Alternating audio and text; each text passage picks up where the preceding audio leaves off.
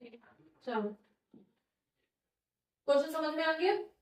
PSR का question कर रहे हैं, किस चीज की कैलकुलेशन है, आईएफआर, इन्वेस्टमेंट फ्लक्चुएशन रिजर्व, और ये कुछ हमें क्वेश्चन की डिटेल दे रखी है जिसके अंदर हमें क्या क्या कैलकुलेट करना है। हमें ओल्ड पीएसआर दे रखा है, न्यू पीएसआर दे रखा है, देन आईएफआर की वैल्यू दे रखी है कि आईएफआर आपका 18,000 का है और इन्वेस्टमेंट की कॉस्ट कितनी है, 2 लाख रुपीस की है। और ये कुछ केसेस दे रखे हैं जिनके अकॉर्डिंग अब आपको कैलकुलेट करना है कि एंट्री हम किस तरह से करेंगे, ये आपको डिसाइड करना है। ठीक है, चलिए सबसे पहले तो जब हमारा पीएसआर हो रहा है, जो भी हमारा आईएफआर होता है, जो भी हमारा आईएफआर होगा, आईएफआर क्या है सर, है ना। यहाँ पे बच्चे कंफ्यूज हो रहे हैं कि ये पीएसआर एकदम चेंज हो रहा है, तो क्या पीएसआर के रेशो में हम डिवाइड करेंगे आपस में? नहीं, क्या है ये रिजर्व है, और ओल्ड रिजर्व ओल्ड पार्टनर के ओल्ड रेशो में डिस्ट्रीब्यूट होता है, उसमें न्यू पार्टनर का या उसका कोई भी लेना देना नहीं है। तो यहाँ पे कोई न्यू पार्टनर तो है नहीं, यहाँ पे वो न्यू पीएसआर कर, तो न्यू पीएसआर तो कल से इफेक्टिव होगा ना, मतलब 1 अप्रैल से होगा। अभी तो ओल्ड पार्टनर्स ओल्ड रेशो, ठीक है, तो जो भी बचेगा वो ओल्ड पार्टनर्स ओल्ड रेशो में उसको करेंगे। अगर पेनल्टी आएगी, लॉस होगा, तो ओल्ड रेशो में ही करेंगे, शेयर करेंगे, और प्रॉफिट होगा तो भी ओल्ड रेशो में ही शेयर करेंगे। क्लियर? तो हम केस 1 की बात कर रहे हैं, when no information is given. Fine, no information is given. No information मतलब इन्वेस्टमेंट की वैल्यू कितनी है, 2 लाख है, और इसके अलावा कोई इंफॉर्मेशन नहीं दे रहा कि मार्केट वैल्यू इंक्रीज हो गई या डिक्रीज हो गई, ऐसी कोई इंफॉर्मेशन नहीं है। तो हम ये मान के चलेंगे कि नो चेंज है, चेंज नहीं हुआ, मार्केट वैल्यू जो थी अभी भी वही है, मार्केट वैल्यू वही है।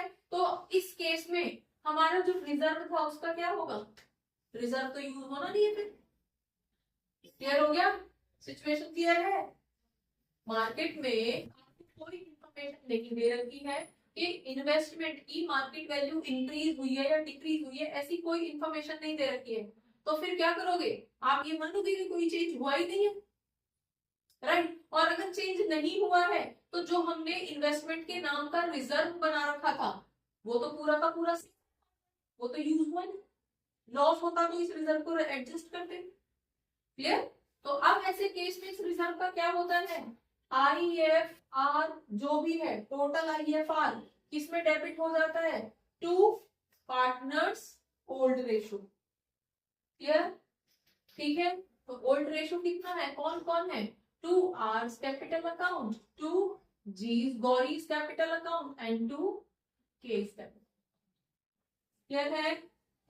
ठीक है, कंप्लीट करके लिख लो इसको, आईएफआर अकाउंट डेबिट, और इनका क्या हो जाएगा, कैपिटल अकाउंट। हाँ जी, बता दो जरा कितना कितना आएगा, कैसे करोगे डिवाइड, कितना है, आईएफआर कितने का था, 18 का था, ठीक है, पूरा का पूरा बच गया, और किस रेशो में जाएगा, 4:3:2, तो क्या हो गए 4:3:7 और 2:9। ठीक है, क्लियर है सर। तो हम यहाँ पे अगर पहले कैलकुलेट करके देख लो, 18,000 है, उसको 9 से डिवाइड करोगे 2,000।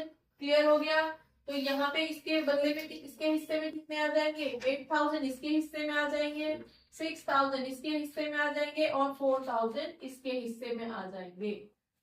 कोई इशू किसी को? क्लियर है? हाँ जी, किसी को कोई डाउट है इस चीज का? डन।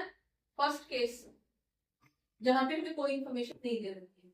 सेकंड केस, अगर मार्केट वैल्यू 2 लाख ही है तो अगेन सेम ही, 2 लाख तो थी पहले से ही, और मार्केट में वैल्यू 2 लाख ही है, ना इंक्रीज हुई है ना डिक्रीज हुई है, तो भी इस आईएफआर का क्या करोगे, पूरा का पूरा आईएफआर फिर से पार्टनर्स के लिए बच गया।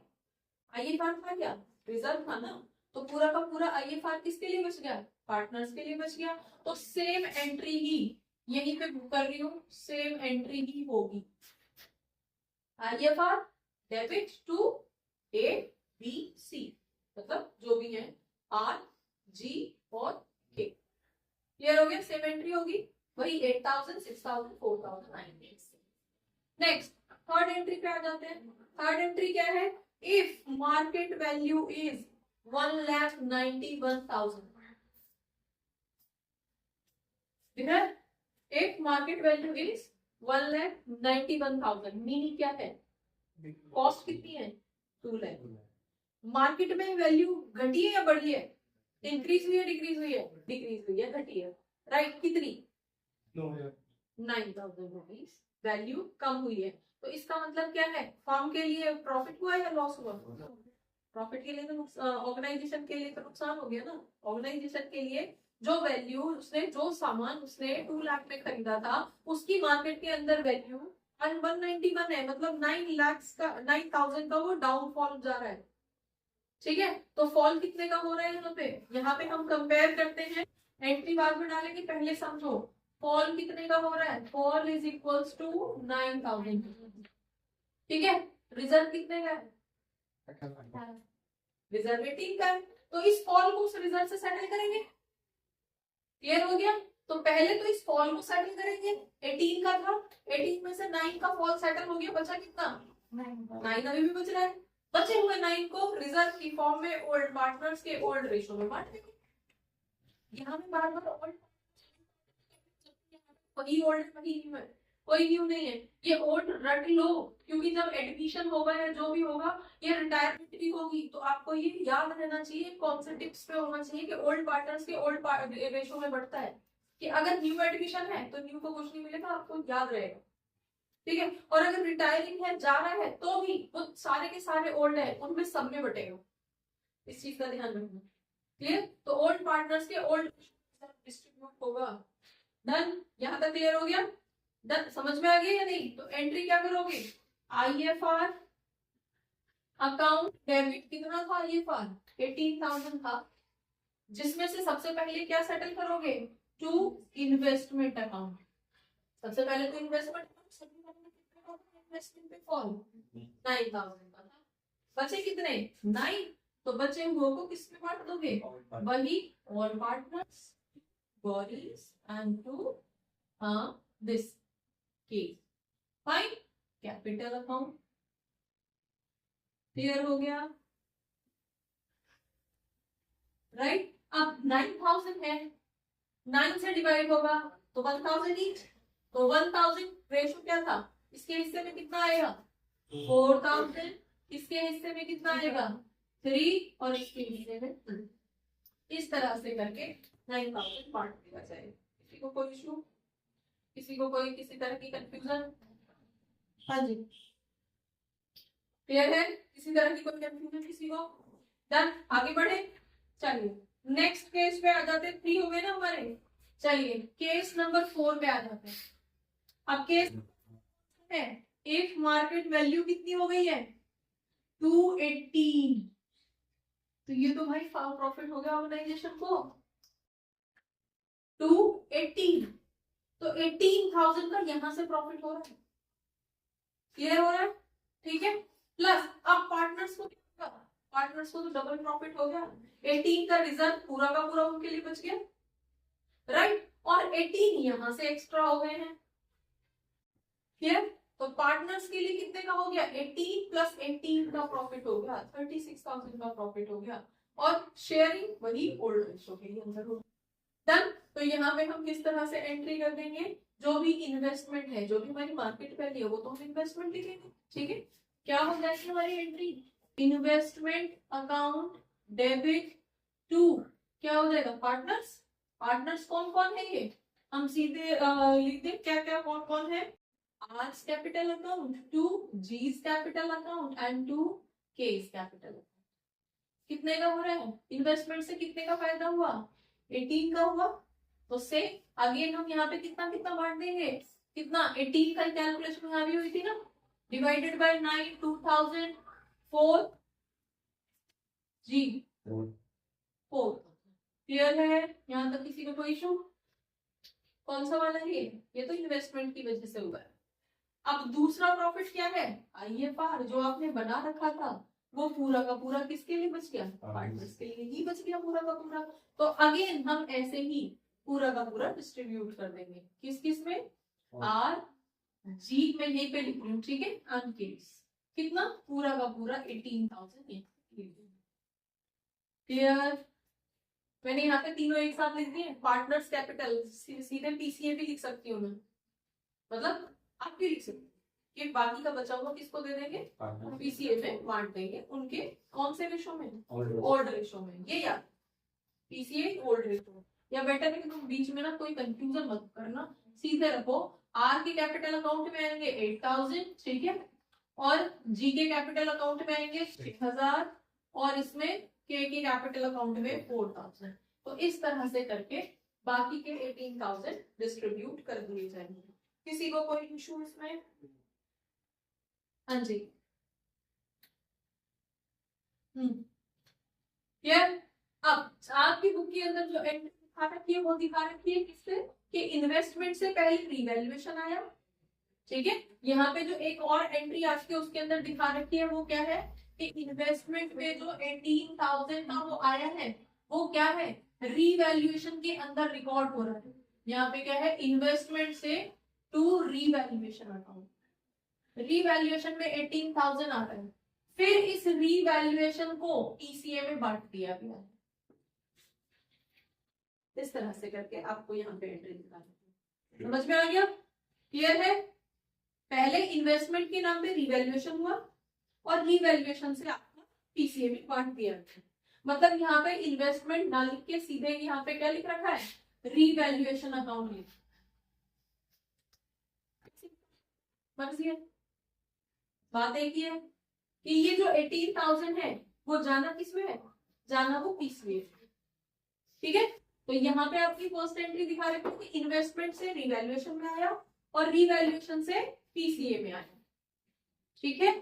क्लियर? तो आपके प्रॉफिट की ये वाली एंट्री और बाकी की ये वाली एंट्री आईएफआर तो था वो तो पूरा का पूरा डायरेक्टली पार्टनर्स के पीसीए में जाएगा। डन? यहाँ पे कोई इशू किसी को? क्लियर है? डन? चलिए फिफ्थ केस देख लो। फिफ्थ केस के अंदर क्या है आपकी 173।